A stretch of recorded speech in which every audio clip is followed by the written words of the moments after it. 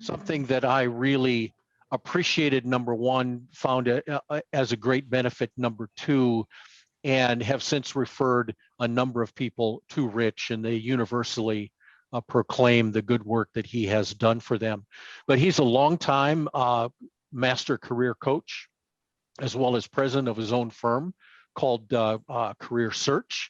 And again, he's the author of a very extensive career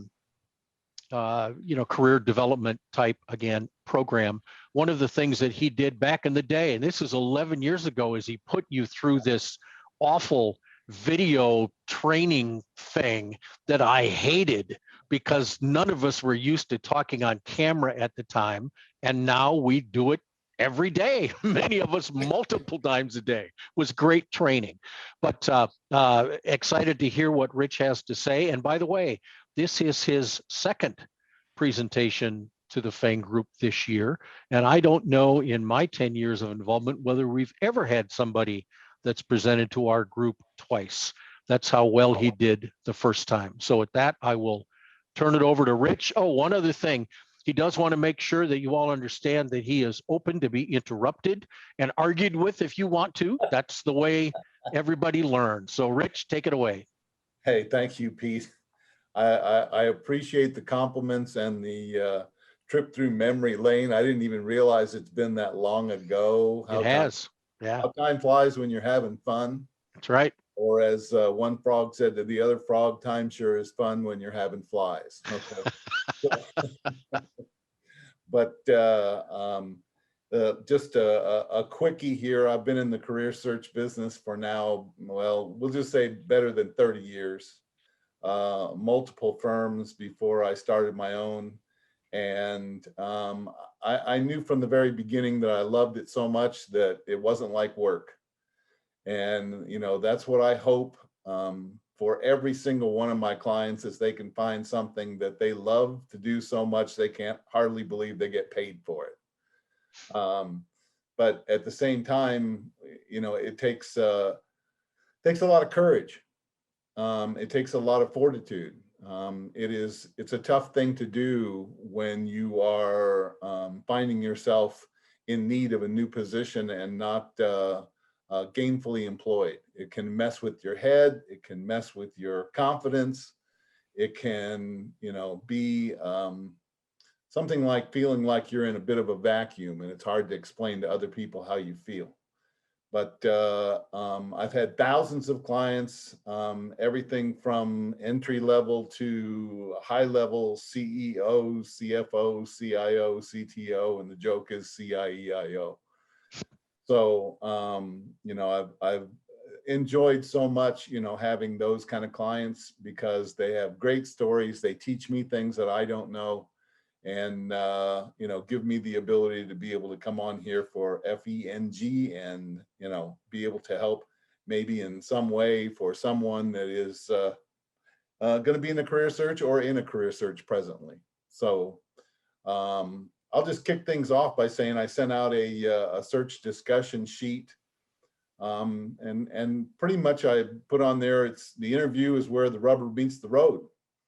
You know, it's what everybody wants. They want the interview. They want the chance to get involved. And once you get that interview, there is very few people that I know of that have really been trained on exactly how to go about it, what to say, what to ask, how to act. You know, just, you know, people that love you will go, well, just be yourself. Well, to a certain degree, that's advice, okay, but I don't know that necessarily it is great advice, because it is a whole lot different than most any other discussion that you might have in life.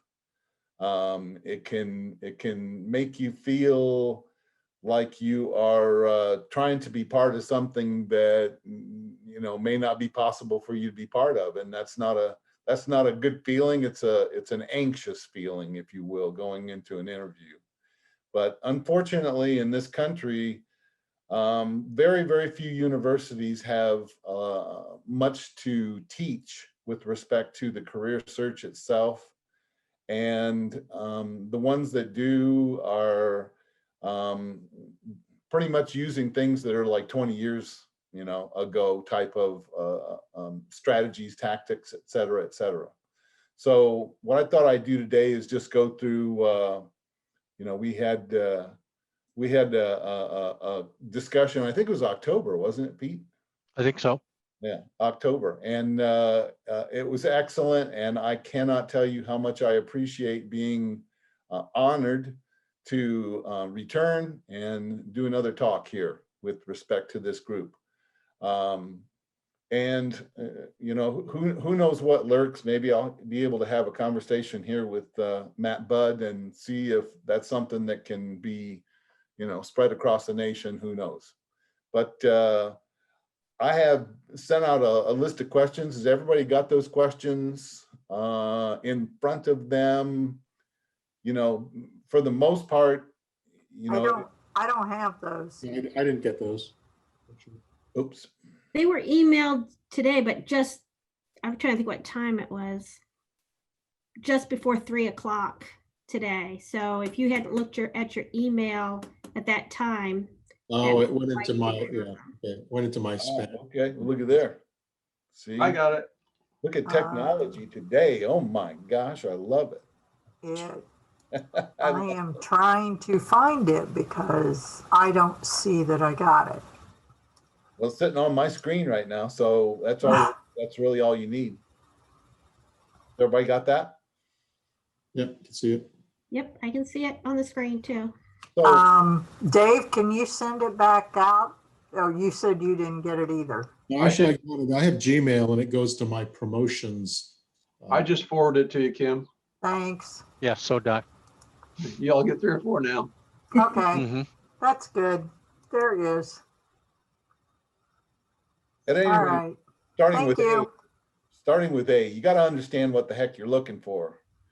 If you don't know what you're looking for and can't define it, it's going to be a problem in the interview. And in some way, shape, and form, it's going to show its ugly little head. And so I put in here a question that very, very few people can answer, which is simply, what are the 5 major priorities for your next career position? Now, these are general priorities. These aren't specifics. These aren't, I want to be in a manufacturing company, or, I'd like to have my own corporate jet, things like that. These are general priorities that we have to know are a priority so that we can define what it is that we want, and at the same time be able to answer questions in a relative way to what it is the company is looking for, or in this particular case, the interviewer. Who's got some guesses here as to what some of these might be?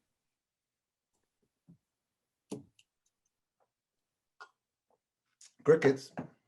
You mean with regard to the priorities? Yeah, your priority. If you were looking for a position, what would your priority for a position be? Well, one of the first things I want is something that's going to challenge me. You bet. And I don't know if that's too general. No, that's exactly what we're talking about. That is one of those 5 major priorities. How about work-life balance? Life balance is under the category of being happy. We all Culture. want to be happy. And the bottom line to being happy is understanding that there are certain things that some people like to do that other people don't like to do. A programmer, for instance, might want to sit in a room by himself and just pound code. A sales pro might want to be on the road and out and in discussions with new clients and what have you. Of course, that's changed with COVID. That's for darn sure. But we all just want to be happy, and there are certainly differences within positions that can make us happy in what we do. If you have to commute an hour and a half, I'll tell you what, I haven't had many clients that enjoyed that for very long. So these are the things that we just have to, define for ourselves before we're into the interview itself. So there's 2 of them: the environment, really being happy, and then being challenged. 3 more. I'd say I want to be of genuine service. I want to make a genuine contribution. I think that for the most part, that's probably going to fall into the growth oriented, Mm-hmm. right? We like, in other words, when it's a company and it usually has to do with cash flow and or profits, we want to be able to influence what those profits are. We want to be able to influence in some way, shape, and form, regardless of what department that we're in. We want to make a difference. We want to feel like we're making a difference. And if we don't, that can mess with the happy part. So I'm going to put that, I'm going to put that into the growth oriented. We want to be growth oriented. We want to not only be within a position, but we want to know that at some point in time that we could advance maybe to another level of some sort. And different companies are going to, represent different structures of growth. So growth becomes one of those questions that become just absolutely positively the most important thing you want to talk about is the kind of growth that you can help develop for that particular company, and that you're looking for a position that you can grow within. Two more. Paycheck. Mm-hmm. I I'm need a sorry. paycheck. Paycheck, you got it. It's got to have something to do with the money, right? Heard that. Mm-hmm. I mean, there are certainly people that are earning less than what they're worth and still afraid to go out and ask for a promotion or to get a raise. But the thought is that, it's going to have something to do with the money. And so the words that I put on that are fairly compensated. I don't want to earn more than what I'm worth. I want to be fairly compensated for what I do and for what I bring to the table for this company in terms of cash flow. And one more. What about safety? Or safety, comfort, whatever you call it. I don't want to be working somewhere where my life is going to be at risk. No. And I think that for the most part, that's probably going to fall in that happy category. To be let's see, what would it be? Maybe a person that tries out parachutes to see if they work. Okay. Well, I hope this one works. But no, what I'm going, anybody you want to throw something out? Relationships? Relationships probably going to fall into that happy category with respect to the people that you're working with. We Rich, all I just was- want to be happy, apparently. Yes. You know what? We all just want to be happy. Good. Yeah. Rich, I was going to throw out, especially in this day and age after the pandemic and everything that's gone on over the last year, I would think sometimes it has to do with the company culture, the mission of the organization, kind of that as far as working for an organization you believe in, whether you have passion for them, it's a sporting type of company or those things, or they've got a mission where they're going to be equal. They're going to try to, they got IDAC involved and they're doing these things to kind of grow the company. I think I'm seeing more and more where, especially for the younger folks, that's a driver for them. It's the culture, it's the company's mission, what they're doing, that sort of thing. Absolutely. All those things that you mentioned become incredibly important for the person that's going to, decide whether to go to work in that company or not. What I'm going for here with respect to the fifth thing is stability. Because if you're going into a company and you don't know how stable it's going to be, I think that that's one of those questions that a person would have to ask if they were going into a position with a marijuana company on, in a world where it's still federally against the law and everything has to be done in cash. I mean, that would scare me to death. That's for sure. But stable, I look at some products that have been around. I've been eating KFC since I was a kid. I don't think they're going anywhere. Still a bunch of people out there drinking Pepsi and Coke and what have you. The aspect is that some products in the marketplace are extremely stable. And I think that one of the areas in which, people really have to question just a little bit is, maybe the world of programs. Somebody comes out with a program that's a whole lot better than the ones that you have, and it's a whole lot less expensive. You could be in trouble with respect to your position and your company. So being happy, being stable, being challenged, growth oriented, fairly compensated, We got to feel good about the position that we're in. I'm going to move on because I don't have that much time. What do people fail to ask the interviewer relating to the interview? And this is establishing courtesy. Something that, you know, people have not been taught. They're not taught how to do this, and so they don't. What do you think that might be?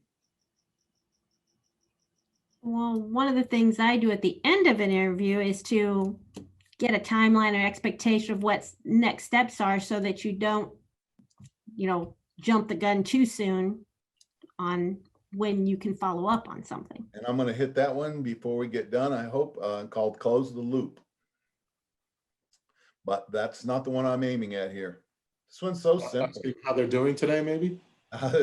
Be nice. Hey, how you doing today? Oh, this one's easy. Okay. It's like, excuse me, before we get too far into this discussion, how much time do you have allocated for our interview today? Such a simple question, but at the same time, it is something that's extremely important to ask an interviewer somewhere near the beginning, because it shows the courtesy that you care about their time, that they're giving you their time. They could be doing something else in business to be, you know, successful, but they're giving you personally the time to become a part of that company. And so we want to be extremely appreciative of that. I'll actually have my clients write down, if they say, well, about an hour, I'll have them write down when the interview might end on their notes. And if it comes to that time, they'll pop forward and say, you know, we come to the end of the time that we had set aside, unless maybe you have a few more minutes. And it really shows a superior intellect with respect to their time, and interviewers respond to that extremely well. You're going into an interview, you want to succeed, you want what you want. What are the top 3 reasons the interviewer would choose you? And Pete, I expect you still know this one, so. I do know this one, so I'm not going to say anything.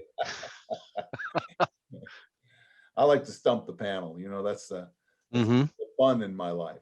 Well, I think one of the questions is, and one of the questions that I usually ask that leads into a discussion along these lines is, what are the expectations of the role,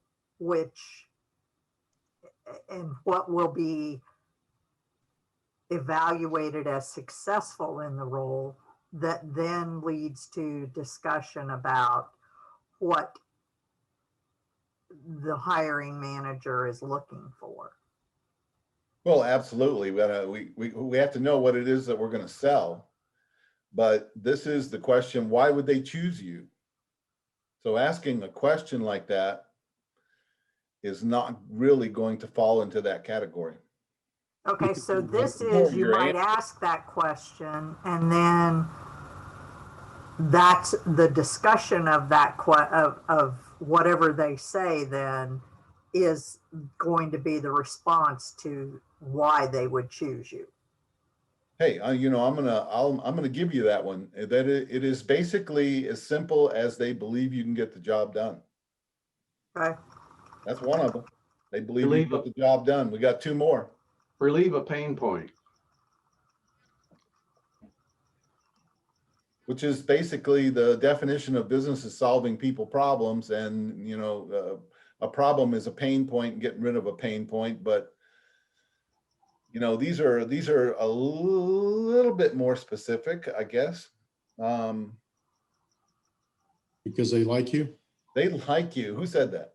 I did. David, get out of town, man. You know what? It is so simple. Life is so simple. We make it more difficult than it is. But if they like you, it can be 30 to 40% or more of why you get hired. And so in October, we had a chance to talk about the 8 ways to get people to like you. And there's very few people that, can name 5 of those. And it's one of those things we need to know in life. But if that interviewer likes you, you have a great chance to get hired. How simple can that be? A nice smile, being, courteous, but you still need to be able to get the job done, right? Just what we were talking about before. One more thing. This is the one that hides. This is the one that most people don't know because it's kind of hiding.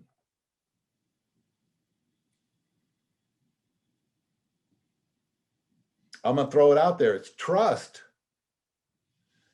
They like you, they trust you, and they believe you can get the job done. You're probably going to get an offer. Unless you got somebody that just, beat you with respect to an extreme amount of experience or something. There's very few people that when they establish those three things in an interview with the interviewer, they like you, they trust you, and they believe you can get the job done. But you got to understand that like you can be 40, 50% of the whole thing. It's like, don't clam up, don't be, I don't know, don't be like you're a robot, be yourself, be likable. And that's what gets the job done. So Rich, what's the priority of those? As I Priority recall, like you. there's a distinct order. Priority is that they like you. The trust you and believe that you can do the job are probably tied. But very few people have a story about being trusted. They have stories about how they can get the job done, but they don't usually have a trust story. So the bottom line is what people remember most in any conversation is a story. And when you can relate that story in an interview and it relates to trust, it's a great thing because it's one of the, one of the top things that need to be. But I put trust and believe that you can do the job into about an even, and then like you, probably 40 to 50% of the whole thing. It's interesting, when I interviewed with Guggenheim, and I was told later, one of the reasons I got hired was, I agree with you, they liked me. But beyond that, there was a fire drill during my interview. Oh my goodness. And we had to leave the building. And I was told later because I was doing a panel interview, I didn't clam up. I didn't get thrown off. We just kept talking while we were standing outside. Yeah, why not? And that kind of, according to the people later, was one of the things that sealed it, was that they understood that I didn't get rattled by stuff. Exactly. That's great. That's a great story. I got to remember that one myself. So we're going into an interview. We have a mission, just like a soldier. This is one I bury into my clients' heads big time. What is the mission of the in-person interview? There's two parts to it. Let them get to know you. That can't be your mission. Your mission is what you're trying to accomplish. Oh, what I'm trying to accomplish. Okay. It's all about being a soldier, going in, get done what you got to get done. Okay, my mission is to determine whether that's a job I want based on meeting with them and getting the culture and finding out what the job's involved and what they see as a success. And so can you find that out and not get what you want? No, I mean, because if my mission is to find out whether I want it, then I'll make a decision whether I would want to continue, Yeah, you're missing a step in there. You're missing a step. Well, getting an offer, but. Oh, hey, ding, ding, ding, ding. Look at Shelley. There you go. Oh yeah, I always go expecting to get an offer. I just don't always have to say I want that offer. Right, but at the same time, there are a lot of people that tell me when I ask this question that it's to get the job. No, it's not. It's not to get the job. It's to get the offer. And what's the second part, Shelley? Knock this out of the park. To determine whether I want to accept that offer or not. No, and I'm going to get to that here in a second. Yeah. It is not. Well, no, because I've never accepted a first offer, but it's more whether I think this is going to be a good fit for both of us so that it's a successful placement. Right. You're on the edge. It's so simple. Are you ready for this? Yep. Get out. Once you have an offer, it's time to go. Okay. you say all the right things, you push all the right buttons, in terms of communication of the future and what have you. It's exciting, it's challenging. I can't wait to share this with my wife, husband, whatever. But of course, I wouldn't make snap decision on my career. I'm sure you wouldn't want me to, Mhm. right? True. Let's go ahead and set a date to firm things up, and then you get out. Now, Mhm. younger clients, are always taken back by, the 12 o'clock interview didn't last very long. Let's go to lunch. Here's the offer. Let's go to lunch.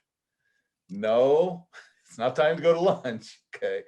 It's not time to stay and talk. It's not time to share a scotch, in the office kind of a thing. It is time to go because you are busy. You're on the run. You're on the go. You got to go. So it's so simple. It's just get the offer and get out. Now let's hit the other one, which is I put as a D2 in the answers, which supposedly you're not going to be sent until the end of this. D2. So let's say you're in the interview, you don't want the position. Now what's your mission? Still want to get out, but not let them know that you're going to turn it down yet, so that you can think it through and try to be as diplomatic as possible. So what's the mission?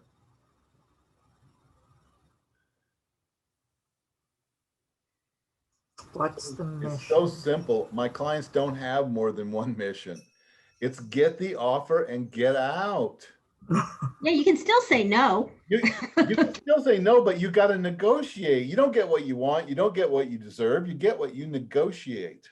Mhm. I make sure my clients know and understand that, because so I've had taken a lot of positions after the negotiations and turned it into another title, another income, another bonus. Okay.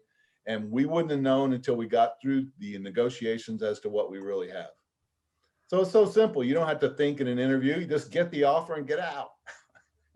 Okay, makes sense. It keeps it simple, right? What do you got to learn about the interviewer besides their name?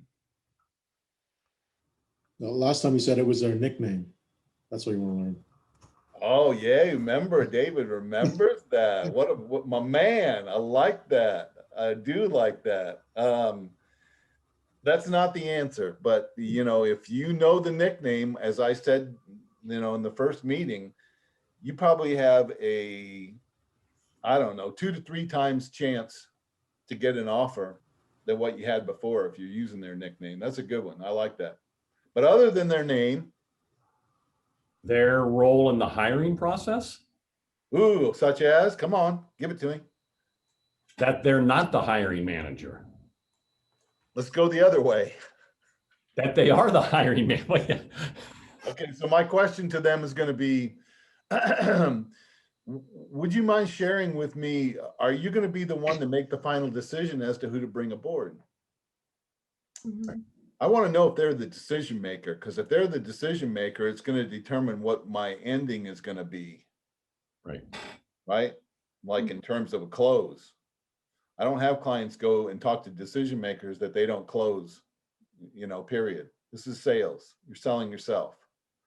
That makes sense? Mhm. So pretty simple. Let's find out they're the decision maker. So let's say they're not the decision maker. We're going to F.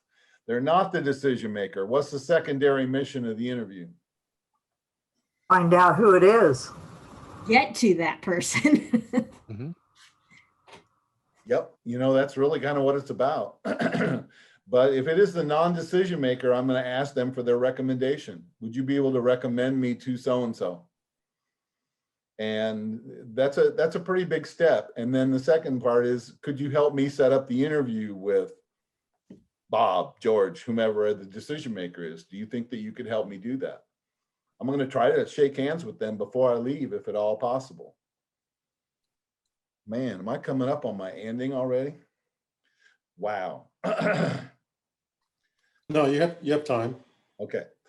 So, non-decision maker, want the recommendation, want their help. Would you be able to help me set up this interview with Sam, whatever? You got to stand out. What's one of the quickest, easiest ways to impress the interviewer? None of my clients ever know this. Know something about them? Their Oh. name? We definitely, we want to be using their name within the first, like Yeah. minute of the interview, if at all possible. It's so simple. It's a quote. Using a quote in an interview has an impression on the interviewer. Probably my favorite, John Maxwell. They don't care how much you know until they know how much you care. Steve Jobs, success is about the courage to undertake a journey you believe in. Oprah Winfrey, devote today to something so daring even you can't believe that you're doing it. Or when I die, I want to go quietly in my sleep like my grandfather did, not screaming and shouting like the passengers in his car at the time.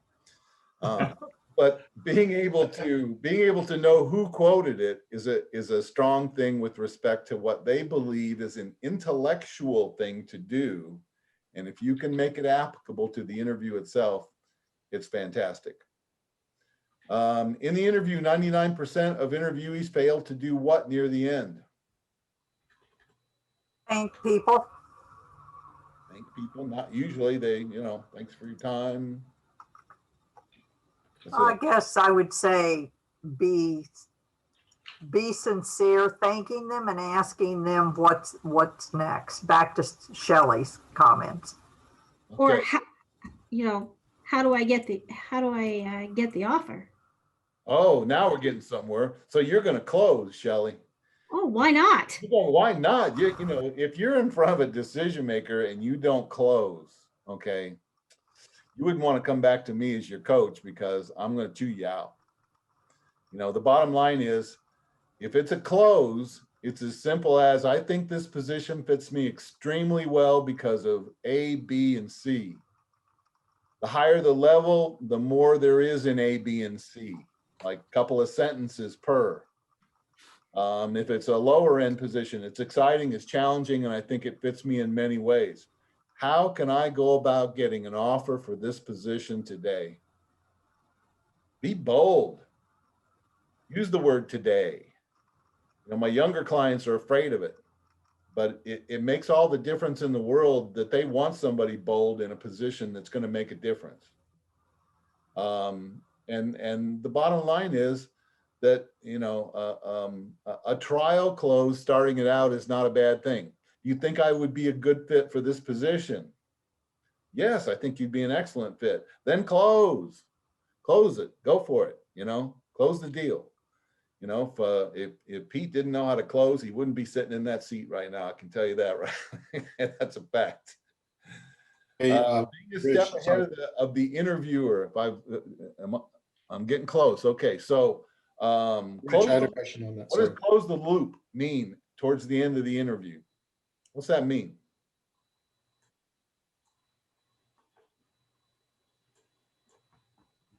Establish a time to be back in touch. Okay, so here's how it's done by the pros. When do you think that you would be letting people know about the next step in this position, the next step in interviewing, whatever? And they go, well, that'd probably be in about 2 weeks. And so you reach into your notepad and you pull out a physical calendar. You don't do this on your phone. They might think you're checking your email. You pull out a physical calendar and you look at approximately when that is, and you say, oh, so you think maybe about the 15th of next month then? And they go, yeah, probably around that time. And you say, oh my gosh. And you're looking at your calendar and you're going, I'm going to be so busy at that point in time. I'll tell you what, if I haven't heard from you by the 15th, would it be okay if I touch base with you by phone? Let's close the loop. That is not taking a chance on sitting next to the phone and hoping that somebody is going to call you. That's being assertive, not aggressive. And that's how you close the loop at the end of an interview. And I can promise you there's not many people that know that. Not in this world, that's for sure. So leaving an impression at the end, if you leave the interview, the 6 most important words to say if you do not have the position. 6 most important words to say. Pete, most people don't forget this one either. I forgot this one actually. Oh, did you? You're gonna, it'll Yeah, ring a sorry bell. about that. It'll ring a bell. That's a promise. Any ideas? For your time. I missed that. Thank you for your time. Thank you for your time. Everyone's gonna say that. Here, I'm gonna deliver it for you. Here's exactly what you want to say. I like to do this right there at the end. It used to be that we shook hands, but that's even changed, with respect to the COVID. Let's hope we get back to shaking hands. I always love shaking hands. But if you simply say, if you give me an opportunity at this position, I want you to know this: I will not let you down. Again, thanks for your time. You're out the door. You're walking 25% faster because you got places to go and people to see. If that makes any sense. And I will not let you down is a very, very strong statement that says that you get a chance at it, you're going to be the right choice that they made. And it's a bold statement, but when you're talking to a decision maker, you don't have an offer. I can't tell you how many clients have come back to me and say, well, they called me and they said, I remember what you said at the end of the interview. I'm going to hold you to it. We're going to send you an offer letter. So, it has its effects. I've only done this a few thousand times before. It is one of the most important things to be able to do at the end if you're walking out without the interview, or excuse me, without the offer. And look, I did it. I actually made my list shorter, and I think I got to the end. Questions, anything that I can share in addition to or from experiences of interviews that you've had, anything at all? Yeah, I have a question. Can you hear me? Sure, yeah. Okay. So what about at the end saying, so what were you looking for that I don't have? Or Oh, no negs. No Really? negs. You don't want them thinking about that, do you? Okay. You really, I've had a number of people as clients say, that they had something like that. Could you, is there anything that I was missing that, you feel that I could have had? No negs. There's no negs in an interview if you're doing it well. And when you end on a real positive note like that, they don't forget it. A lot of people, I'm a magician as well. They remember the beginning things that you do, and they remember the ending things that you do, which is very similar to watching some movies. And so this is their life's movie, being the interviewer with you to bring somebody new into the company that's going to make a difference for them. Yeah, no negs. But I've heard that a number of times from other clients. Good question. Yeah. Another one is when they ask you, why do you want to leave your present employer? You're not meant to say anything negative, but. Wow, that's a real, that's the one where, if they would just train people how to career search, they wouldn't mess that up. Not having anything negative to say. There's a lot of positives with respect to the company that I'm with if you're still employed. There's a lot of positives in staying, but at the same time, it is a thought that I wanted to look at my options. I wanted to look at other possibilities because I really felt like I was ready to take the next step in my career. And I'm excited about taking on new challenges and really making a difference. And the research that I've done of your company, tells me that it's, good people, good products. And I think that, making a change at this point in time could be a very positive thing for my overall career. But again, yeah, it's always positive, positive, positive. Not like, oh, I hate my boss, something like that. Well, if they just treat me like a normal human being, and I've been in a number of companies in my life where they needed to be taught that, but the thought is always positive. It's always positive, David. Good question. More questions. I love questions. Questions are the answers to life. So how do you suggest in today's world, I mean, things are loosening up some, but Yes. how do you suggest being effective in your networking when you can't go necessarily go get that cup of coffee like you used to, just on the spur of the moment? Things are changing in that respect, which is a good thing. When it comes to, for instance, an opportunity to speak with someone that might, be looking to get into a career search or something that I'm looking to represent a company now at this point in time that is, actively helping the blind, because they need as much help in an interview as anybody.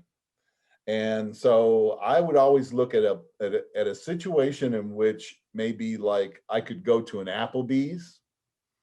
I could be there at an off time if possible, and they have giant booths. They have some at the very back of the restaurant. They're giant booths where you can sit a distance from someone, and I think that people don't feel as uncomfortable.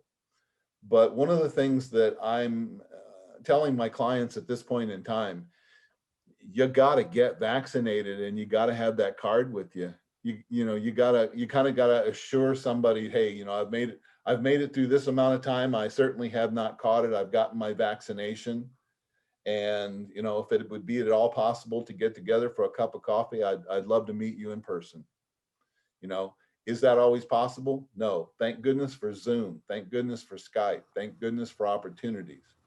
And what if they say, I'm not getting the vaccine, so live with it? You got a whole new can of worms. You're not saying that. You're saying about yourself. You're not going down that path with respect to that, because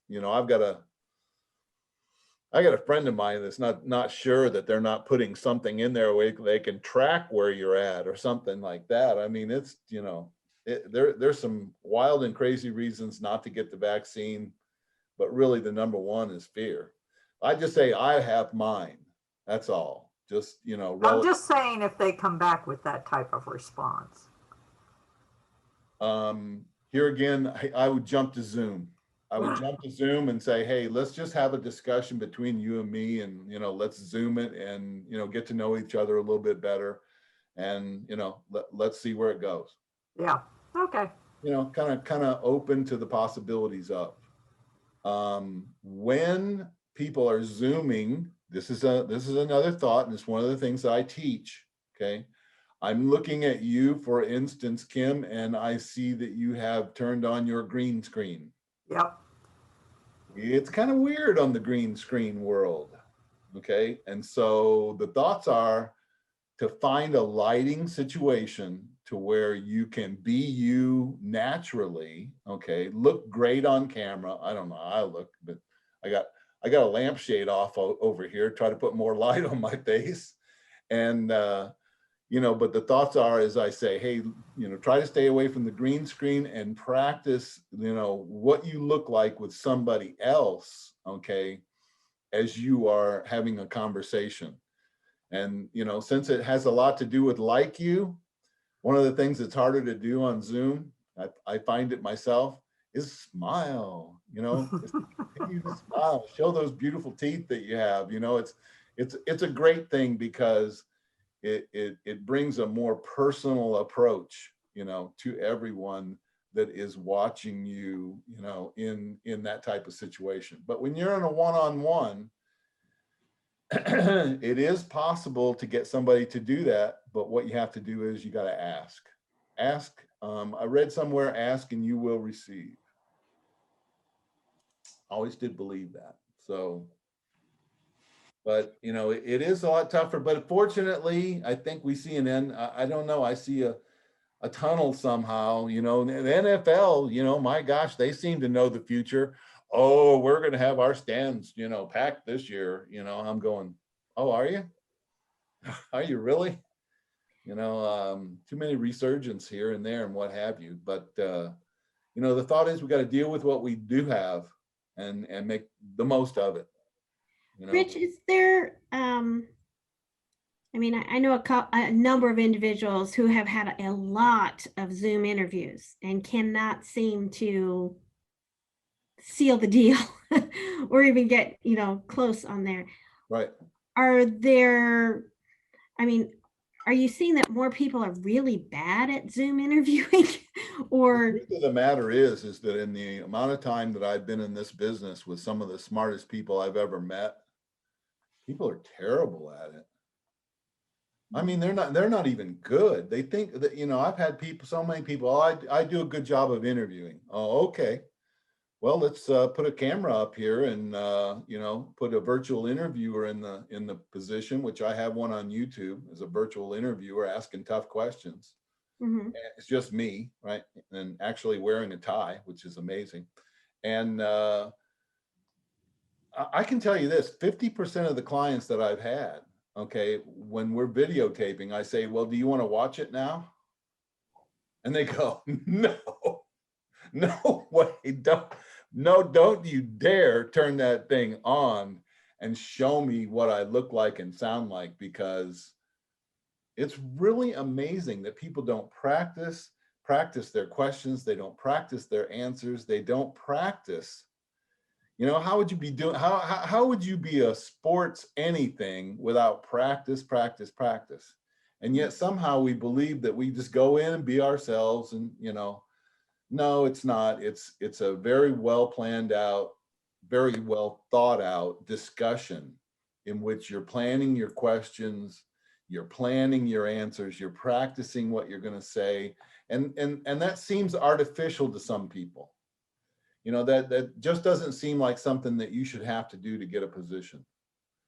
But yet at the same time, it makes all the difference in the world. I've, you know, knock on wood, in 10 years of my own business, I've never had a client that wasn't successful that followed the program. Not one. And so, you know, it's a determination of the mind and of the will, but there's so much to learn and prepare. And so with someone like that, you know, the question would be, hey, what would it hurt to get a coach? You know, what would it hurt to get a coach? I mean, what sports team doesn't have a coach? They don't just go, these are pros. These are guys done, you know, for years and years and years. They don't just send a basketball team out there and go get them. You know, they have a plan. They have, you know, strategies. They have tactics. They have things that they're planning against that other team. The thought is we can do that in our world also. It's just that most people don't really know what a career coach is or what they do. You know, a whole lot of people go, oh, Rich, you're in corporate outplacement. You're a recruiter. A recruiter works for the company. They don't work for people. They work for the company. And so, you know, mine's a whole lot like a relationship that's, you know, being an attorney, if it was law, it's a direct relationship to the client to help them succeed as quickly as they possibly can. And there's, like I say, you know, sometimes people like look at my program and in writing, it's 469 pages. Okay. It's kind of daunting to a certain extent, but really, once you get into it, you realize there's a simplicity to anything that you do. You know, no matter what it is, there's a plan, there's a step, there's a direction. You know, there's always something as a specific plan that you have to say relevant to anything that could be asked of you. And if a person is striking out that often, you know, the best answer I can possibly give is, you know, it's time to get a coach. You know, it doesn't hurt and it doesn't cost that much money, you know, but if a person is unemployed when they search, what they don't count is they don't count their lost income. They don't want to, much less count the lost income over a period of time that they could have invested it, because those numbers get scary. If a college student doesn't go to work for 3 years, it can cost them $1 million. we don't really think about that stuff, but when they're so young, they have all that time they could have taken and put that money into investments relevant to the future. And they're losing a great deal of income.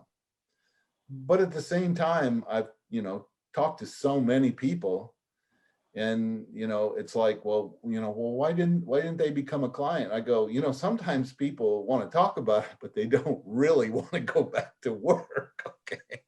If they don't have to, I would be afraid in this country to ask people and say, if you didn't have to go back to work and you didn't have your job, would you really go out and try to find another position? Because I think that there's, a lot of people that would not admit, nah. I'm in my 60s now, and I'll talk to, fraternity brother or friend or something like that that's kind of in my category, and they go, well, I got Social Security and I make a little of this money on the side and what have you. But to the thoughts of somebody that's striking out, what if it was a kid in Little League and he's striking out every time, I'd get him a batting coach. I'd put him in a batting cage more often, and really give him an opportunity to succeed, because that can mess with your head. That can tell, you can go to sleep at night going, I'm a loser. Okay. And that doesn't get better. It gets worse over time. The worst way to do a career search is to be in a dark room, huddled in the corner, whimpering. Okay. So, it can be a lot more fun when you're prepared, And of course, a lot of these quotes and what have you that I share with clients, it has a lot to do with being prepared for your next step. Well, I would think also with Zoom, you can kind of have all your cheat sheets right there to make sure you look even better prepared. It's what I say to my clients all the time when we talk about phone interviews. It didn't used to be as much Zoom. Okay. It used to be just phone, that first phone interview or interviews that you had to get through. And I go, you're going to love this. You're going to have all the questions sitting in front of you. You're going to have research about the company that's sitting there right on your desk. You're going to have all these things that you can use for tools to make sure that you get the in-person interview, or in this particular case, might be the Zoom interview. A questions, but at the same time, hey, it's all about succeeding, right? Yes. David? Question on Zoom interviews. What should you wear on a Zoom interview? Is it weird if you wear a suit and tie, or is it? Yep. I make my clients wear a suit and tie. And again, I don't know what those bridges are over your shoulder, but I don't think they're really there. So. No, and I can't get rid of it either. I don't know. I put it on there a while ago and it's not coming off. So. But I would encourage them to find a really good environment that looks really good. Make sure that they're using equipment that doesn't pixelate their face and what have you. And I still lean towards, hey, if it's a professional position, I'm a little bit more like Steve Jobs here today with respect to my, black, crew neck, turtleneck kind of thing, but, which is still acceptable. But yeah, I would tell them, yep, wear a tie. I think Larry's getting ready for happy hour. There you go. Going down to the bridges. This is the background I wouldn't use. If you were here with me right now, I'd offer you a drink for, making me the offer. Yeah, that's a good one. We were talking about the marijuana thing. I imagine there's some backgrounds that you could use for that as well. Here's my 30 plants in the background.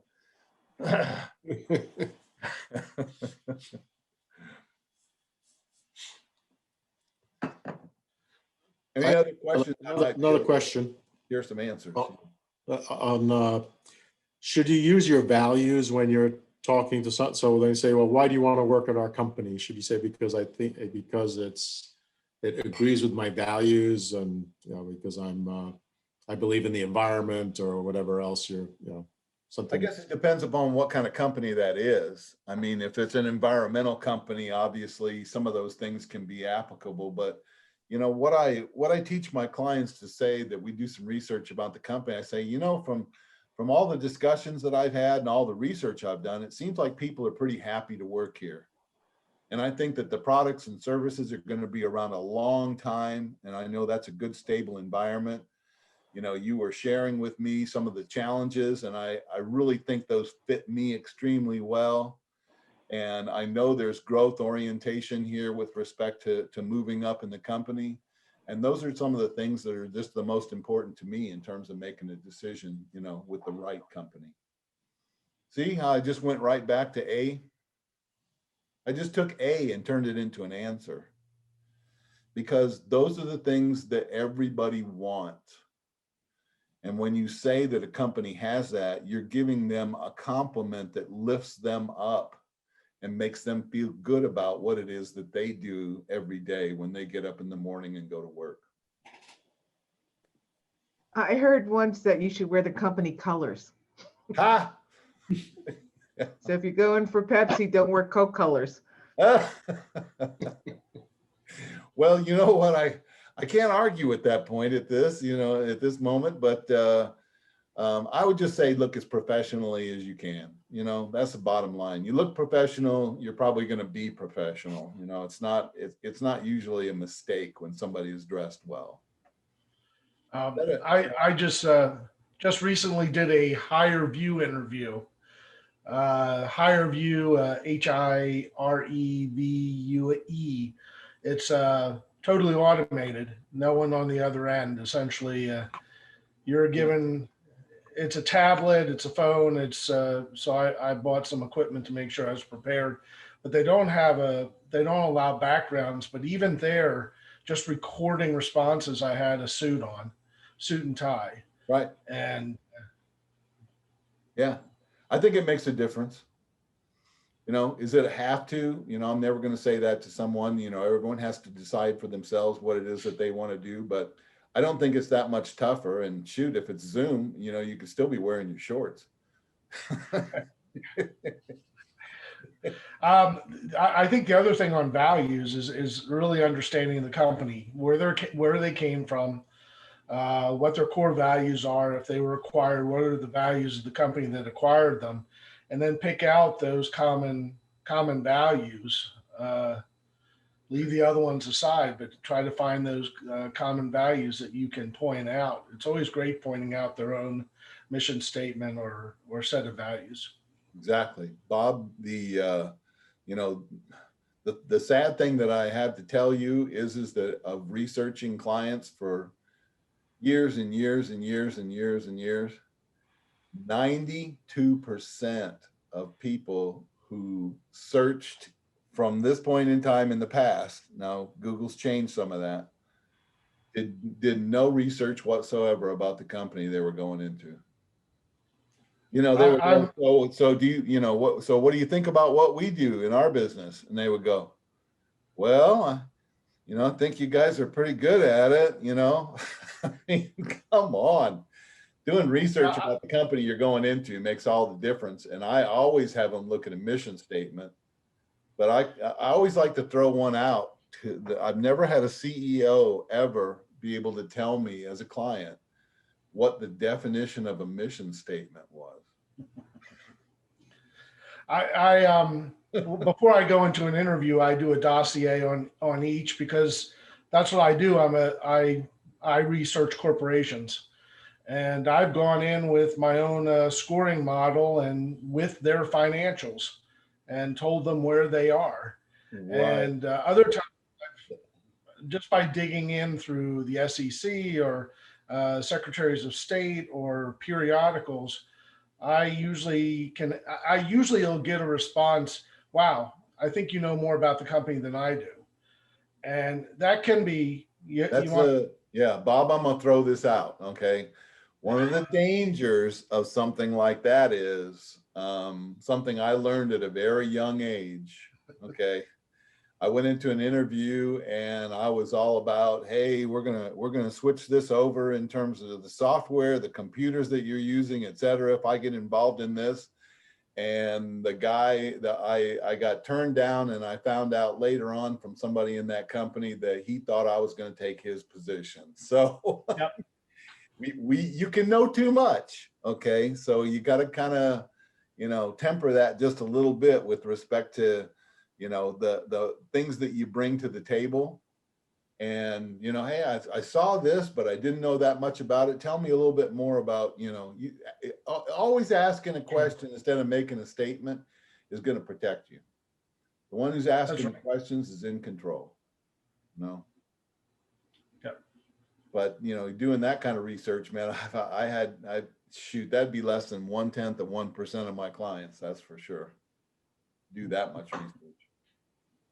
Rich, do you have any other suggestions for how people handle these Zoom interviews? I mean, I know when I used to have phone interviews, I would stand during the phone interview because I just felt that I presented myself better standing. But is there something like that? If you want me to, I can take from my program the section that talks about phone interviews and how you always stand. And because you project better, your voice usually is different. You don't have to sit at a table to be able to see the research that you have all scattered all over the place. But I try to require all my clients that if they're in a phone interview that they do stand. Absolutely, it makes a difference. If it didn't, I wouldn't put that in the program. That's for sure. That's a great thought. Yeah, I'm always pacing and expressive. I'm part Italian, so I have my hands going, and I think it does. I think somewhere in there they can sense the emotion and the passion when you are, just orating. It's what I'm working on with respect to Zoom, because I'm using my hands and, I am very expressive, but it's still a new world for me in terms of doing all that and trying to show people, what it looks like, with respect to, and usually it's just your head. So, which means that the smile becomes, incredibly important, right? They go, wow, he's a happy guy. We want him. Anything else? Anyone else? Got something to throw in there, ask about, find out about? What about these panel interviews and on Zoom? Those seem to be very painful for me. A panel interview to almost any extent is a scary thing for a lot of people. Not usually an executive, to be honest with you, that has a great deal of experience and success under their belt. But, a panel can be in a negative mode where they're all asking negative questions, one after another, et cetera. And so we got to be able to deflect those and come back to the pure, the powerful, and the positive. And a lot of times people are not prepared to do that, with a panel, and especially if they're all being very, what would we say? Stern, right? Kind of a stern panel. But, with respect to the panel situation in terms of Zoom, it's not much different, but you really do have to take the time to find out who it is that's going to be in the interview, and see what you can find out about these people on LinkedIn or whatever else. Because to mention a little something, about a panel member, well, I noticed that you went to IU and you went to the Kelley School of Business. It makes all the difference. They go, they react to that by, oh my gosh, this person is prepared, and they've taken the time to do some research that other people that we're talking to are not. And so again, it kind of comes back to how much knowledge you have, to be able to impart, and again, ask the right questions. Trying not to make as many statements, but asking the right questions. And they give you more credit for the questions that you ask than you can imagine. I have a sheet here, for instance, that is executive in nature, part of the program, where you can talk about, opening new plants, that were on time and within budget, salvage previously unprofitable operations, directed all aspects of startup operations, know and understand the international markets and cultures, It's called Power Words. And, you know, it's a great sheet to walk into a panel with, because it gives you more breadth of things that you can discuss or ask about that make them say, wow, this guy is really, you know, fantastic. This woman really knows what she's talking about.